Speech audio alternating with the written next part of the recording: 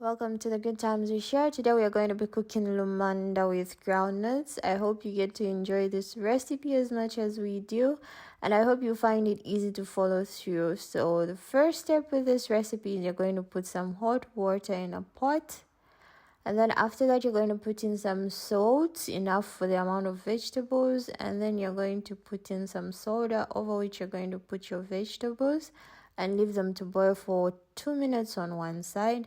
My vegetables are very little in the pot because I have a very small garden, but I still wanted to share my recipe with you. So after 2 minutes, you're going to turn the vegetables over and leave them to boil for another 2 minutes on the other side.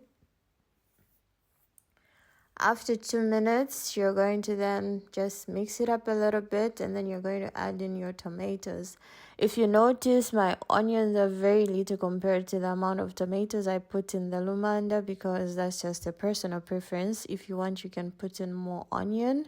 If that's your personal preference, there is no harm in that. So you're just going to mix it up a little bit and leave it to cook for about 5 minutes like this. After that 5 minutes of boiling, you're then going to add in your groundnuts. If you do not have enough water in the Lumanda, you can add in a bit more of hot water and just mix it up. At this point, you can see there isn't enough water, so I put in a little bit of hot water just to mix it up because I want to see if my groundnuts are enough for the vegetables. For me, that looks okay, so we're going to add in a little bit more, just enough. We've spilled some on the side, please forgive me. So we're then just going to mix that up. That's enough water to cook the groundnuts.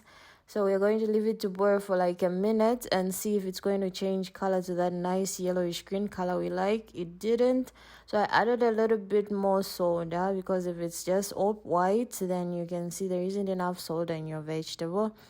At this point, I get to add a little bit more, and I'm starting to see that nice yellowish color.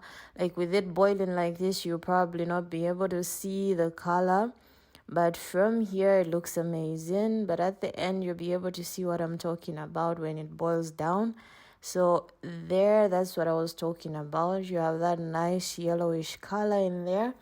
At this point, I love the texture. This is how you should have it. Like, it's nice, it's smooth. You can see all the leaves are broken down. You can see some traces of tomato, but it's all mixed up well. Like, you do not have anything being more than the other. So at this point, I can conclude the Lumanda is cooked. It looks amazing. I hope you enjoyed this recipe. I hope you try it. Please don't forget to let us know how you find it. And please don't forget to hit the subscribe button so that you don't miss anything from us. So when I plate my Lumanda, it looks this amazing. Buon appetito a tutti. Until next time, it's bye-bye.